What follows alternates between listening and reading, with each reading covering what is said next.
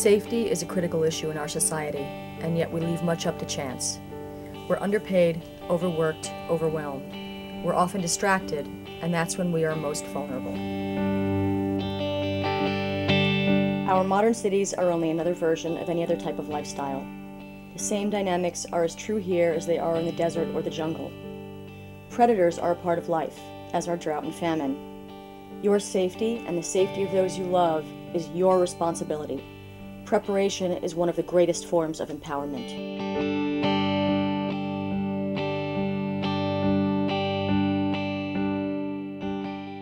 Devi Protective Offense is a mindset and scenario-based system designed to supply underserved populations, like parents, seniors, and the physically impaired, with mental and physical tools to help them identify issues and protect themselves and their families in a variety of emergencies. It's meant to enhance any type of protective training, whether it be Taibo, weightlifting, taekwondo, self-defense, or boxing.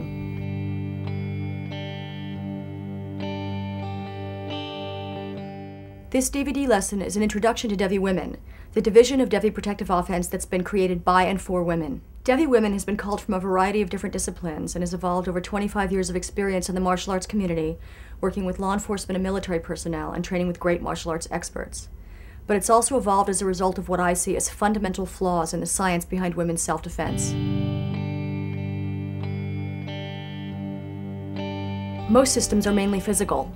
Physically exclusive systems can instill a false sense of security. A false sense of security can result in your feeling bold enough to get out of your car and take on the creep who stole your parking spot.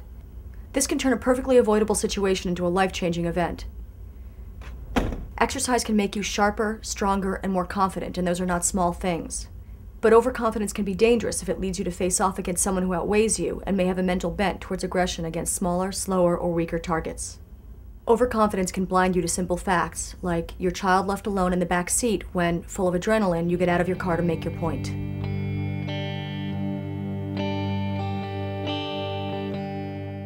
Self-defense tends to begin with the assumption that you are 100% focused and have no injuries or chronic conditions.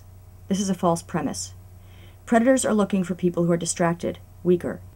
Concrete and grass are nothing like hardwood floors. Streets have obstacles. In life, we are out and about with a cold or a headache. When you are distracted, you are weaker. When you have high heels on, you are weaker. When your 3-year-old is screaming or sick, you are weaker.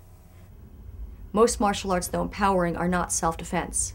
Ignoring crucial circumstantial, emotional, and mental factors during training, that is, training in ideal circumstances for ideal circumstances, will only lull you into complacency.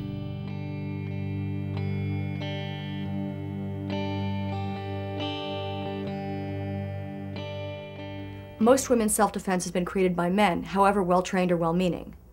When a man trains in martial arts, he rarely faces off against someone 2 or even 3 times his size.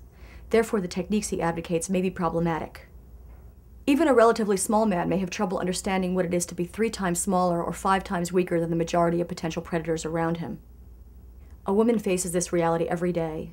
Add to the scenario a child in her arms, which handicaps her further, and you may begin to grasp the issue. In order to make the necessary mental leap, a man would have to face off against a full-grown male silverback gorilla, ranging in weight from 310 to 440 pounds and at least 3 times as strong as a human male. Though many instructors have the best intentions, they may not be teaching with the specific needs of women in mind. For instance, most martial arts use barroom brawl-type attack scenarios 90% of the time in training.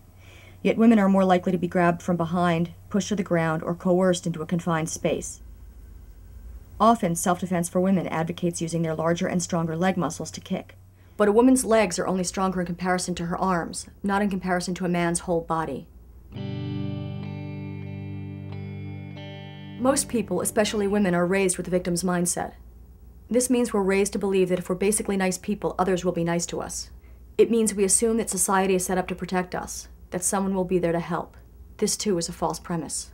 Human beings are animals. Predators can smell fear. If you only train physically and you don't change the belief systems that make you an easy target to begin with, your job will be much harder.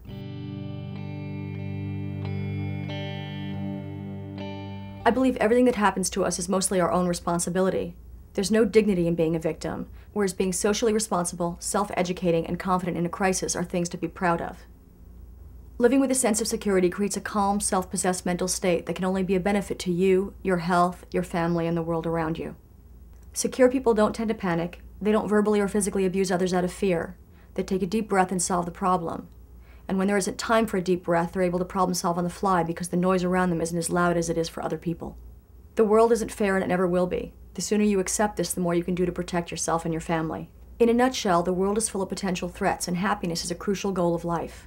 Martial arts is how I bridge the gap between these conflicting realities. The way you think is who you are. The way you think will determine the quality of your life and your family's life.